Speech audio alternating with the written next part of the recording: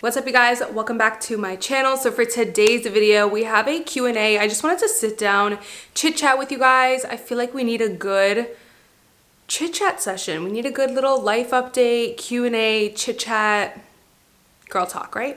So I asked you guys on my Instagram last night to send in your questions. I haven't even had time to screenshot them, so I'm literally just gonna go through them and scroll through and answer as I go along.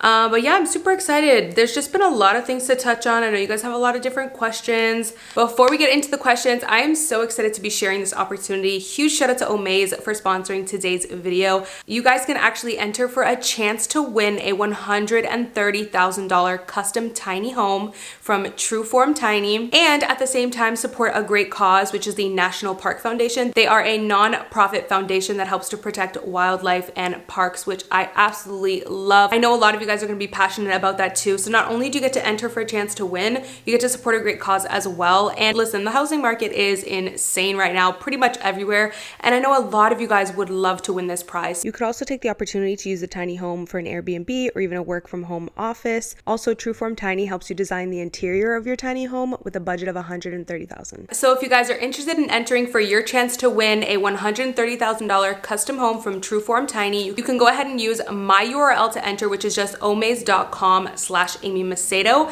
I'm actually going to go ahead and leave my link down below, and it just helps to support the foundation because they are a non-profit. So if you guys are passionate about wildlife and parks, then definitely check them out. All right, so let's go ahead and get into some of the questions. I'm excited to look through them. Let me just scroll to the bottom to get the first ones first. How has becoming a mom affected your relationship? I don't think it's affected it in the grand scheme of things, but well, I guess in the sense where we just really don't get to spend that much alone time together, whereas before we were constantly getting to spend alone quality time together. So in that sense, yeah, I do think that just becoming parents brings you so much closer together because you just have this being that you absolutely both love, and you both love as equally. You know what I mean? It's hard to explain, but if you're a mama, then you know what I'm talking about. But I will say the first 2 months postpartum is so hard on your relationship because there's just so many changes. There's so much going on. And not only are you as an individual going through a lot of changes, your relationship's going through a lot of changes. So it's really hard to navigate. Normally, if you're going through a huge life change, you're going through that individually, right? But to do that while being in a relationship is very difficult. It really tests your relationship.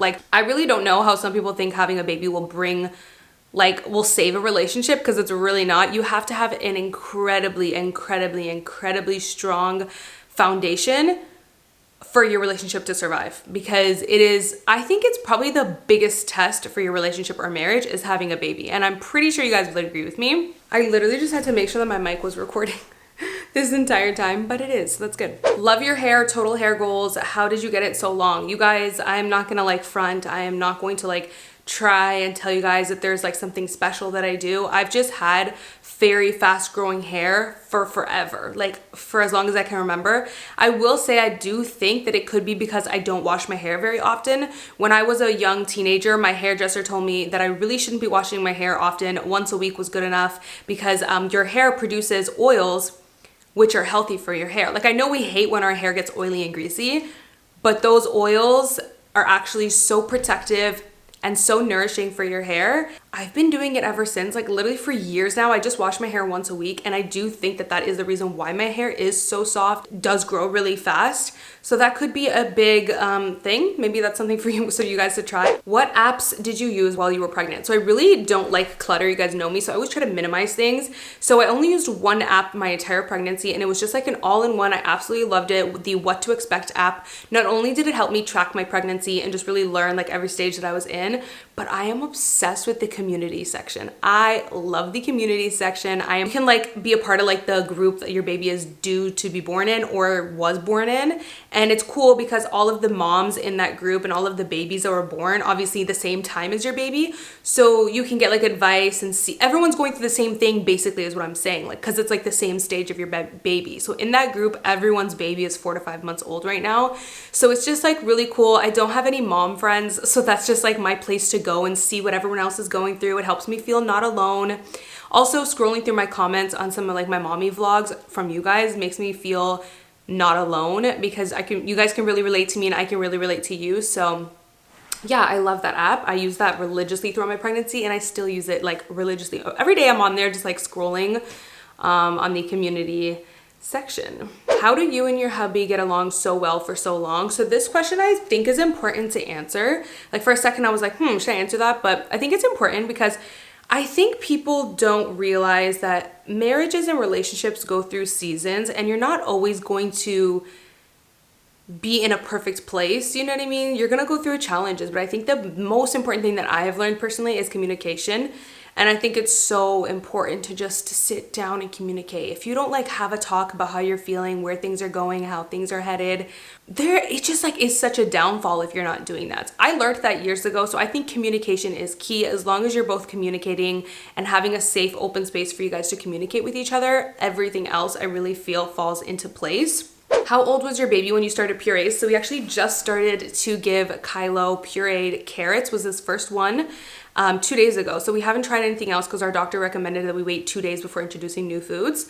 So he is 5 months in a few days. I mean, at this age, it's kind of more just like exploring, seeing which flavors and everything they like the best, the different textures of food and all that fun stuff. But I am looking forward to trying baby led weaning at 6 months. I am really nervous because of like the gagging. I know it is normal for them to gag when you do baby led weaning because it's really important for them to learn to use those muscles.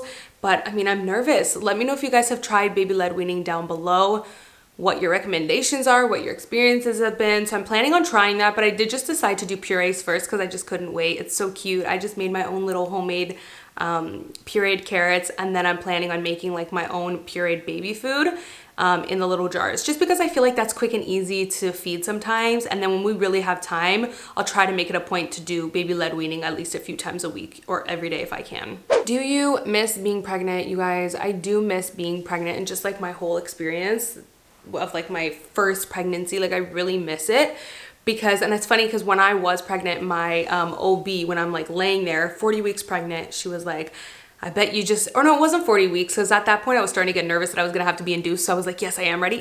But I was like 38 weeks pregnant, and she was like, I bet you're just ready to get things going. And I was like, nope, I am pretty content. Like I'm happy. I'm just enjoying this experience. And I told her I would love to make it to 40 weeks. I would love to make it to my due date. She was like, I think you're one. She's like, I've been in this practice for, I think it's like, she said 30 years or something like that. And she's like, I think you're the first person that said that to me. But I just told her because you know what? Like, I know I'm never going to get this first pregnancy experience again. My next pregnancy, I'll have a toddler running around. So it's just going to be a whole different experience. Not to say that it won't also be beautiful, but it'll just be a different experience, you know? And she's like, you know what? You're right. And that's a really good way to look at it. But I also did, granted, have a pretty easy pregnancy. I had my symptoms. The first 3 months were really, oh my God, the nausea was intense. I hated that. But I just loved the going to the doctors, hearing the heartbeat, the different stages of like the anatomy scan, then the gender reveal. Like there's just so many special moments and milestones and memories that come along with your first pregnancy. And it's also so like relaxing and quiet. You still get to spend time alone with your hubby and go on little walks. Like it's just such a, your first pregnancy is so peaceful, you know? At least mine was, and I know it's not like that for every woman. I actually walked into my acupuncture at 40 weeks and the girl was like, girl, you're walking in here like you're not even 40 weeks pregnant. She said, I have done this acupuncture on a lot of pregnant women, and at 40 weeks pregnant, they come in here wobbling, and you are not even wobbling. You are just, you got a pip in your step. And I was like, yeah, like I feel good. Like up until the day I went into labor, I felt good. So it actually kind of makes me sad because I do miss that. But at the same time, I'm like, I really hope my second pregnancy is also as easy. I know it won't be the same experience because Kylo will be running around and I'll be a busy mama on my feet. So I know in that aspect it won't be the same, but I really hope that I have like just a beautiful, easy pregnancy again, especially because I really didn't have the easiest birth. My birth was like, I hate saying it because I'm just like, I don't like to wallow in things.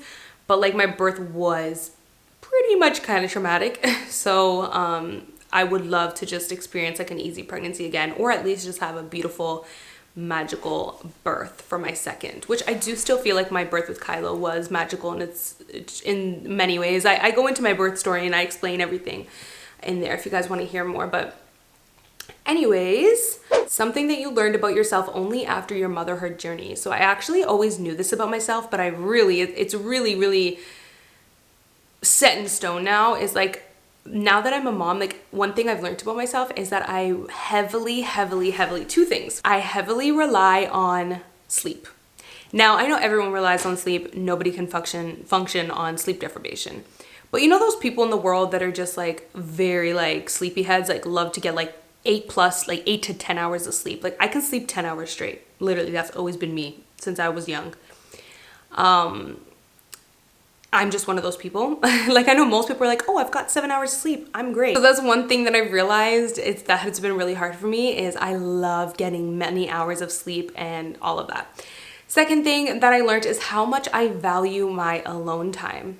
Like it's insane to me. I always knew that I was like a lone wolf and that I was an introvert, but I didn't realize like how much. So being a mom, I realized you really don't get very much alone time. So I just told you guys that I'm a sleepyhead. I'm about to tell you this. I will literally wake up at 5 or 6 a.m. just to get time alone to myself before Kylo wakes up. So as much as I love sleep, I very much value and I thrive on having a pocket of peace to myself. And it has been so detrimental. It has been life-changing, to be honest with you, to my routine. Waking up early, getting time to myself at the beginning of the day has literally changed the game for me. Like if I don't do that, I can do that some days where I don't do that, but if I don't do that at least a few days a week, Sugar's like stretching in front of me. If I don't do that at least a few days a week, my mental health just starts to like deteriorate and I start to just become very moody. I can't function well. I lose patience easier. Like I feel I'm such a better person when I get some time to myself. So it's funny because I used to watch people's stories who were moms and they would wake up early before the baby.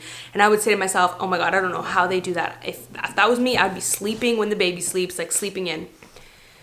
Well, here I am as a mom now, getting up at 6 a.m. just to work out, just to sit on the couch and have time to myself. Sugar's literally like sneezing and like rubbing his body in front of me. So I totally understand now, having time to yourself is a whole different ball game.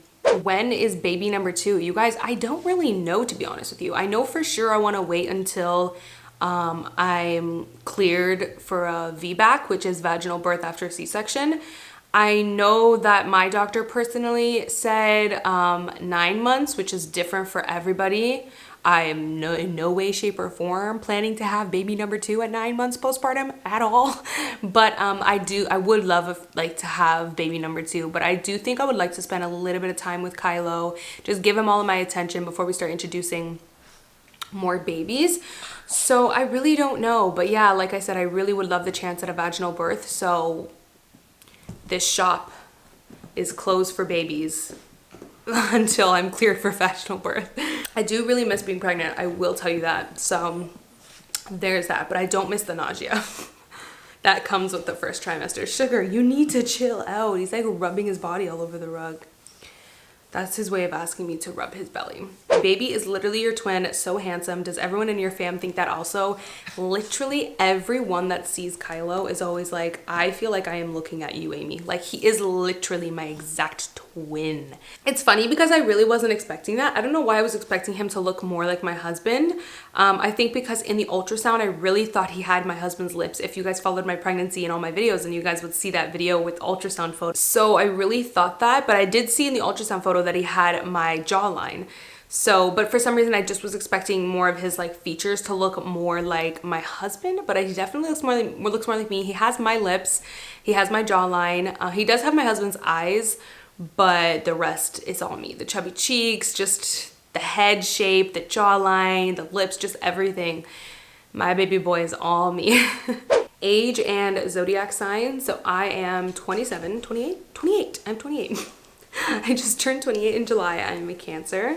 How difficult has it been being a mom? You guys, it has been the hardest thing that I've ever gone through in my entire life. Like just the biggest life transition. I actually really hope, and I have this question for you guys, for those of you who have like 3+ kids, because I would love to have 3 to 4 kids.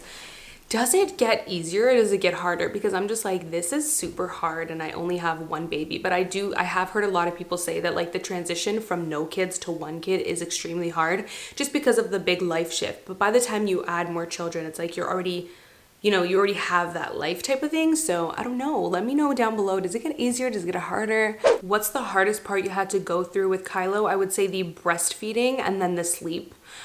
He, with breastfeeding, I mean, I went through a whole video about this. We just did not have an easy breastfeeding journey, and it was more mentally really hard for me. Like, looking back now, I could have just let things be, because the second I stopped breastfeeding, my mental health was so much better. I felt like it was so much better. But yeah, it was more mentally just me putting too much pressure on myself. And then his sleep, which I mean, I feel like is probably a pattern for most babies, but he's never been a good sleeper. Since the day we brought him home, he was waking up 5 to 10 times a night. And then once the sleep regression hit, it actually hit early for him and lasted 5-6 weeks for him, which he was waking up at that point 15 to 20 times a night, and I'm not exaggerating. I've literally counted. We have the snoo bassinet and it logs his sleep, so I've literally counted, and for the last 6 weeks he'd been waking up literally 15 to 20 times a night. But there's been a really big turnaround. I decided the other day, cold turkey, to just get rid of the snoo and get rid of the swaddle. He needed to be transitioned into the crib, out of the swaddle. So we just decided to do that cold turkey and do like a little bit of an easy, loose version of Ferber. I do plan on doing Ferber just because I believe some babies are just not good sleepers and they do just need extra help to learn how to sleep on their own. And you know, we've tried everything and it's kind of like our last resort. I know a lot of you guys messaged me that you've had a ton of success with Ferber, so I'm excited to try it. But what was I gonna say? Yeah, but just right now, just because Kylo cannot, I actually talked about this on my Instagram story, but he cannot roll both ways. So right now he's currently rolling on his belly and then he gets stuck there and then he cannot breathe. Like, he literally face plants into the mattress and he hasn't clicked to him to turn his head to the side. And he also doesn't know how to roll back. So that just gives me anxiety. I really don't want to sleep train until he can roll both ways. We actually just bought a breathable mattress too. So that'll really, you know, ease my anxiety, give me peace of mind. So right now, to keep him on his back, we do have him in the Merlin magic sleep suit, and he really likes it. It's good. It hasn't been like magic for him or anything, but he doesn't hate it, and it hasn't been amazing. It's just been like, he's kind of like indifferent to it. It just keeps him on his back, which keeps me happy, so that I don't have to worry about him, you know, getting stuck on his belly.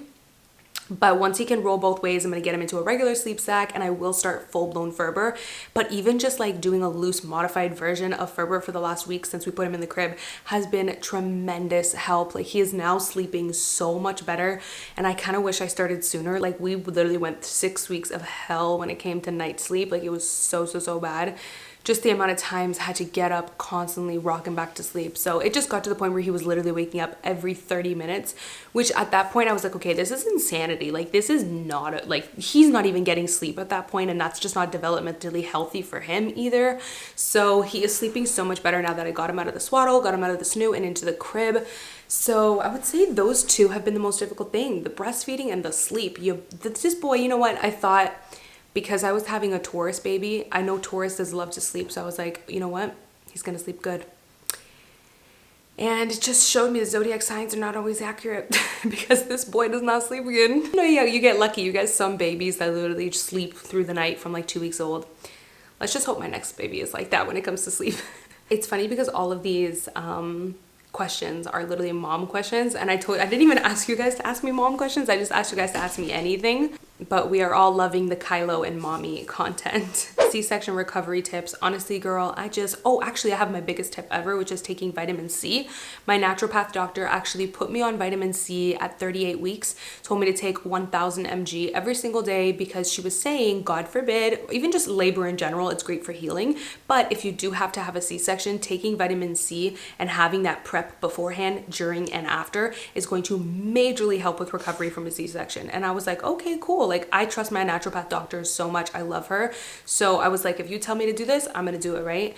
And I'm so happy that I did, because I did end up needing a C-section and I recovered from my C-section very fast. By day 3, I was walking pretty well. And then by day 4 and day 5, I felt great. And I was already walking around the block for 30 minutes, like going on regular walks every day. So I definitely owe it to that tip. Take vitamin C. If you're pregnant right now, just take it, because even if you don't have a C-section and you have a vaginal birth, it'll really help with healing so much to prep and take that vitamin C. So that is my biggest tip. Did you get the baby blues at all? I did get the baby blues, and for me it lasted about a month and a half to 2 months, like, which is weird because when I look online, maybe that's not the baby blues, because when I look online they say it only lasts for 2 weeks.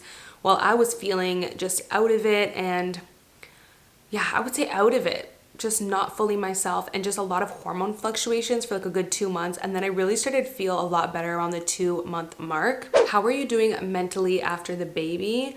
I'm doing so good right now. But for the first 2 to 3 months, it was so hard. After about 2-3 months, I really started getting the hang of things.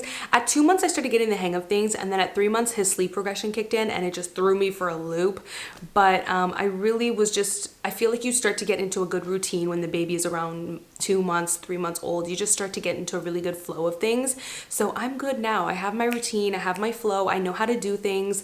I have my little tips and tricks of like just keeping my routine going throughout the day. And yeah, I feel like I'm doing really good now. The first 2 months were incredibly difficult. So difficult. I actually talked a lot about postpartum difficulties in one of my videos. Postpartum hair loss. So I have had postpartum hair loss and it has not been easy. Literally every time I brush my hair, I am losing, and I'm not joking, like a chunk around this big, like this big, of hair every single day. I am literally pulling out the vacuum like twice a day to vacuum the bathroom. It's insanity. Ugh, I hate it so much, you guys. And you can't really see here, but maybe I'll post a picture. I'm really getting like bald spots right in the corner on the top here, which just sucks because I love wearing my hair in a ponytail. And now when I wear it in a ponytail, your girl just looks bald headed. So it's not a vibe. It's really not a vibe. So that is pretty much it for the questions, you guys. Hopefully you enjoyed just sitting down, chit-chatting with me. And don't forget to check out Omaze. I will leave my link down below so you guys can enter for your chance to win. And as always, I will see you guys in my next video. Bye, guys. Mwah.